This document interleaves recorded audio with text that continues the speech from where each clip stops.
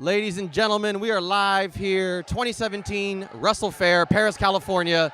Misterswiff, the Wrestling Classic, along with WWE 2015 Hall of Famer Rikishi. What's going on, Rikishi? How you feeling today, man? Oh my goodness, I'm rolling on high energy right now. As you can see, Wrestle Fair is a success today.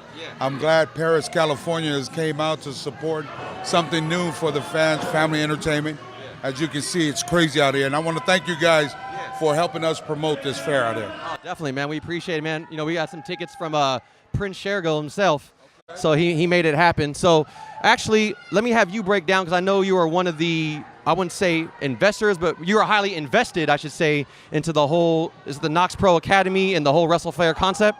Yes, well, Knokx Pro Academy is first and foremost, it's a wrestling academy where we're able to train kids and to be able to teach them the industry inside and out. Right. I'm happy to say that one of our kids has graduated up to WWE, Rusev, the Bulgarian basher himself. And not the brute, but the Bulgarian bastard. I like the basher.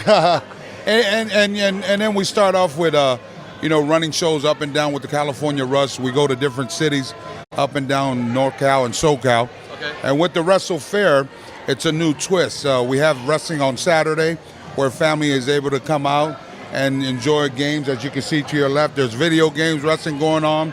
There's another wrestling ring where fans are able to get in there. And then there's a long line of table with superstars are able to meet and greet fans and so forth. So it's a variety for everybody to come out here and visit at an affordable price at $10. And then on Sundays, we cater towards our Latino fans. As we know that, much respect to all the Latinos and how they're passionate about their lucha. And so on Sundays, we brought in Rey Mysterio to be able to be a part of the first Wrestle Fair. And to be able to, we're going to have bands, we're going to have dancers out here and so forth. And just a variety of there's so much going on, man. It's just, you got to be here to watch it, Definitely. And so it's more of a family-friendly environment, more interactive than just a standard like a wrestling convention, you would say. Absolutely. As you can see, there's so much going on with. There's a little bit for everybody. They got probably the best hot dogs I've ever tasted out here. Oh, those dogs are legit. Oh my good, Pinks? Are you serious? That's my first time tasting their hot dogs. So. And you can see, I'm a guy that likes to eat.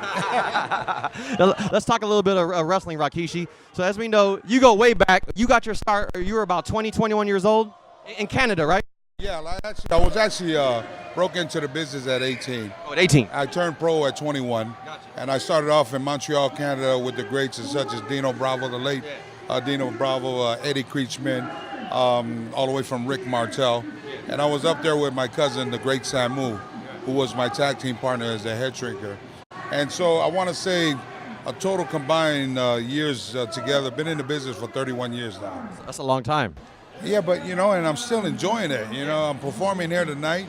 I perform everywhere I go with Knokx Pro Entertainment. It's one of those things, I keep asking myself, when am I going to get out? It's in your blood, man. Well, literally. The Samoan dynasty keeps going. We're 25 strong in this industry. Vince McMahon's been open 100 years. My family's been in there 50 years of that. Half that time. Half of that time. So I don't think we're ever going to get out. Now, speaking of the Samoan dynasty, your sons, known as Jimmy and Jay Uso, they've but they've been heel now for a few months. Let me ask you your personal opinion. Do you feel the direction they're going in as heel, you think that's a step up for them, or how do you feel about them in their new role as heels on the SmackDown brand? Well, I kind of like, change is good. Yeah. Obviously we know, to me, when you're real with your character, as far as our culture, as far as the face paint, all that means something. Yeah. And I think the fans can relate and really appreciate that because they know it was real.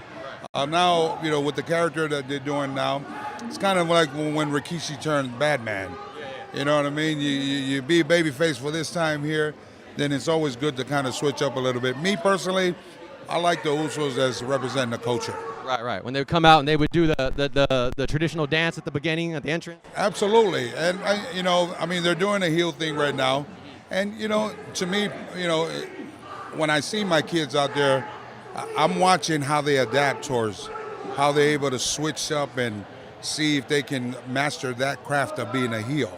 And I think They're doing a pretty good job, but again, I like my kids as babyface.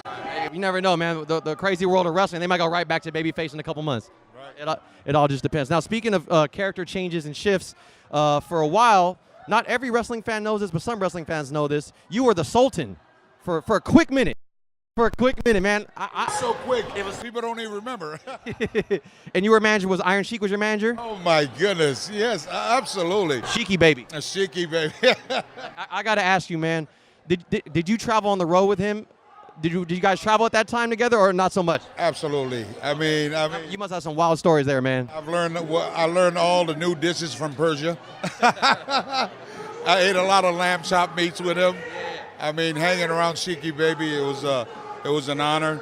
But actually, the Sultan character was one of my favorite characters. It just so happened during the time, it was the wrong timing. Right. At the time, Bret Hart was switching heel, going up against the Patriot, and who better to put Patriot to the next level than the guy by the name of Sultan with Iron Sheik. So it was a fun 2 months. and then eventually, obviously, you fell into the Rikishi character with you had Too Cool and all that, and that kind of like really put you over with the fans. Well, in wrestling, the professional wrestling fans, they're going to tell you whether they like it or not. This thing here with being with Too Cool was something that we just used to shoot in dark matches, and it kind of got such a hell of a reaction that it was something new. We were just kind of playing with an idea of having two white dudes dancing with a big blonde sumo guy, 400-something pounds with a thong, his ass hanging out, and doing an electric slide move, because that's all that was. And it just worked, It stuck. It stuck with the fans. And the next year, we were main event on Monday Night Raw. So, man. Thank you to all the fans. So Rikishi still wrestles today, ladies and gentlemen. People say, hey, man, he went to the Hall of Fame. He's retired. No, he's going to be in the ring tonight. And if they want to see you in another city near them, I know you guys are going to start maybe doing a little bit of touring. They can go to the Knokx Pro website and get all that information. That's KNOKXPRO.com for further future shows. I got to ask you one last wrestling question from back, I don't want to say back in the day, but one of the big moments I remember personally when I was probably like second year of college, you went off the top of Hell in a Cell. Was that 2000 with Taker? Was that 2000? I think it was 2000. I don't remember, but that was probably the hardest bump I've ever. I was going to ask you, was that one of your biggest career moments, at least shock value-wise, that you had? Well, it was one of the biggest, probably the hardest bump I've ever took in professional wrestling. But this goes back to one thing that why as a performer why you're in there. Whenever you come towards opportunities like that, when you're in front of fans, to be able to seek that moment, and then it's just you're going for it. I was happy to be a part of that match. I was very honored to be a part of in the same ring with such great legends as Undertaker, Triple H, The Rock, Kurt Angle. I mean, the list goes on. And when they talk about Hell in a Cell, they're always showing that bump. So yeah, I did it. They're always going to show that. Once again, we're here, Wrestle Fair, Paris, California. Misterswiff, the Wrestling Classic, Rikishi, Junior Fatu. He had a bunch of different names in this business, but a lot of people remember him as Rikishi. Hard Knocks, Wrestle Fair.